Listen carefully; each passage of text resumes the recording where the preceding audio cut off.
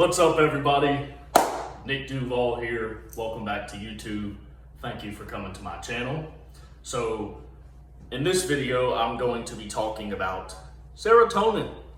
I think this is, again, a new thing that we're all kind of learning about, what serotonin is and things like that. So, all right, so serotonin essentially is the antithesis to depression.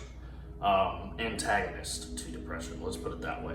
So SSRIs are like serotonin reuptake inhibitors, something like that. And these are the type of chemicals, the pills that are given to folks who have depression. So there's roughly 86 billion brain cells, and serotonin is interacting with pretty much all of these brain cells inside of our minds. And a lot of serotonin is created in our gut as well. So we need a healthy diet naturally. We all kind of know this. If you eat unhealthy, feel bad. Toxicity in, toxicity out. It will happen. Serotonin is a neurotransmitter. It's a chemical that relays these signals throughout your brain. Now, when you meditate, there was a guy, a University of Montreal scientist named Perot Link et al.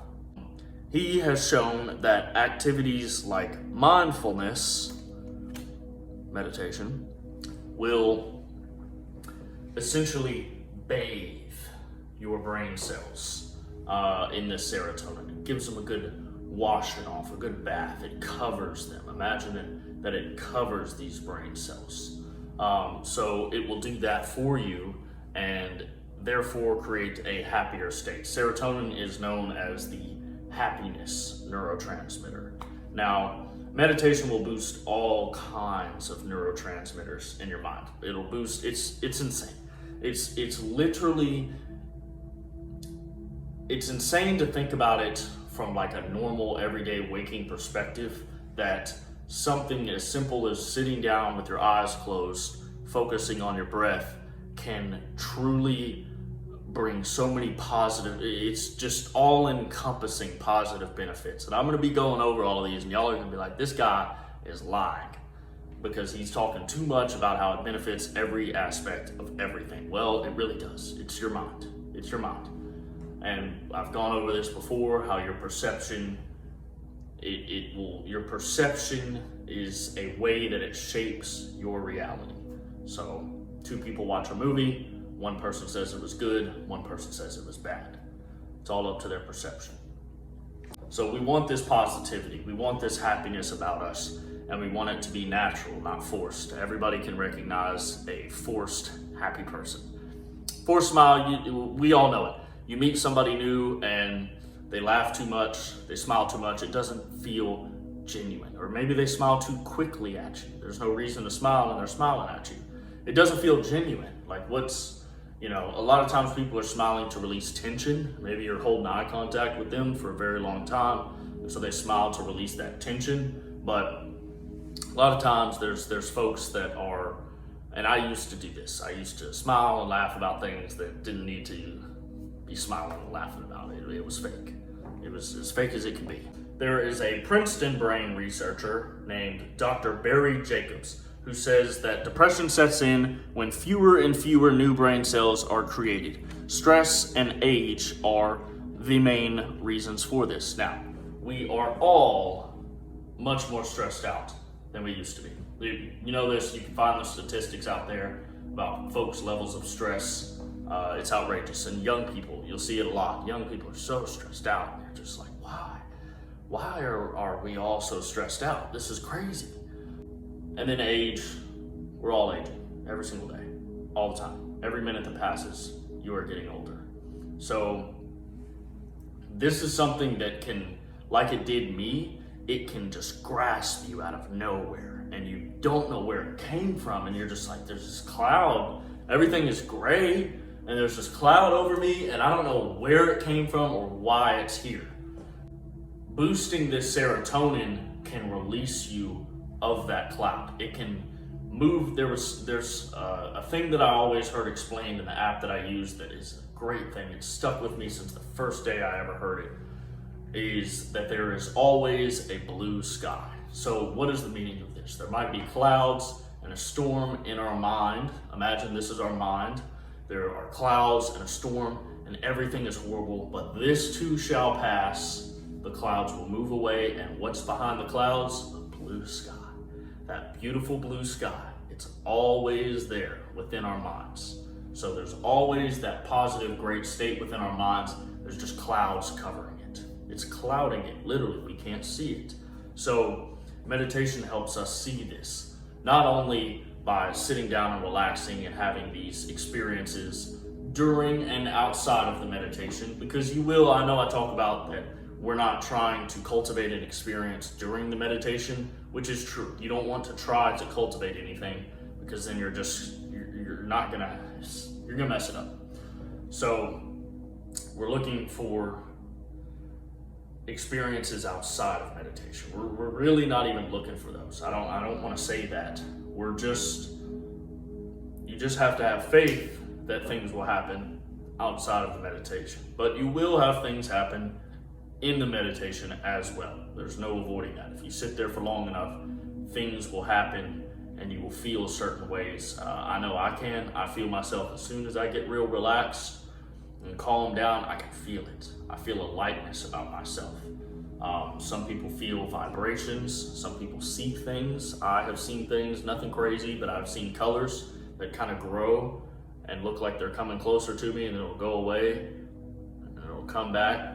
So we'll have experiences like this during the meditation, but we don't want to get caught up in these experiences. We want to just let them happen, let them flow from us. So yeah, meditation will, with that depression, like I've spoke about before, being in the present moment, it will pull you out of that past, which is making you feel depressed, something that you're worrying about.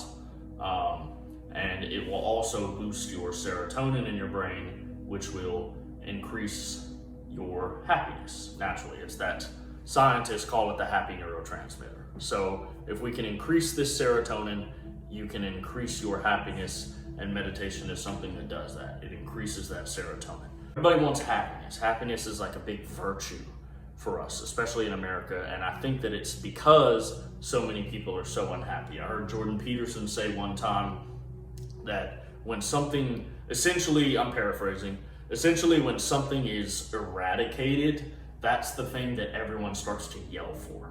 Everyone secretly starts screaming for it and they want it. And I think that's why we all see happiness as such a great virtue now, and we admire people who are genuinely happy, and especially the folks that you see on a regular basis that are always positive and happy. We admire these people.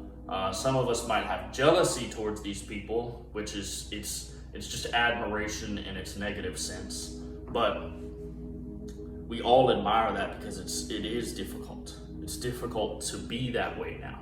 And we lose sight. I remember being a child and growing up, I was always positive. It was natural for me to be positive and happy.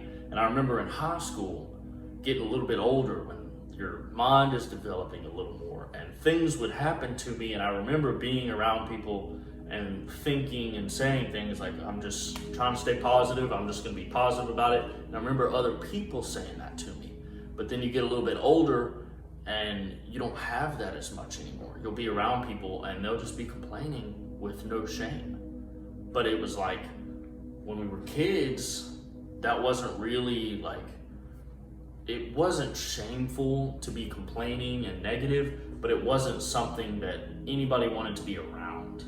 And it seems that maybe it's just when you get older, you kind of forget about that stuff. You don't have it as naturally anymore, or that we as a culture and a society have forgotten about this.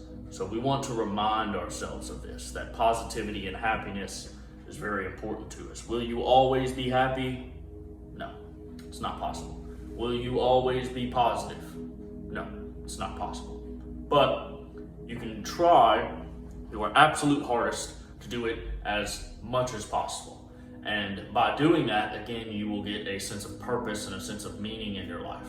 It fulfills you to wake up in the morning and say, all right, I'm gonna sit down, I'm gonna meditate 5 minutes, 10 minutes, 20 minutes, whatever you do, an hour, whatever it is. And part of the reason I'm doing this is so I can be that positive, happy person a little bit better. I can go out into the world, and when I talk to my boss, when I talk to that person at the coffee machine, whatever it is, I am a little more positive, a little more happy. And you don't even have to talk to people. They know, they can feel it. And people will come and talk to you because of it.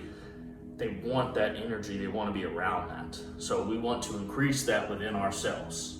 It will bring so many benefits to your life. We all know this, we've all heard the wealthy person talk about just staying positive, just being positive about things really helped them a lot in their life and to move forward. So that's what we want to create.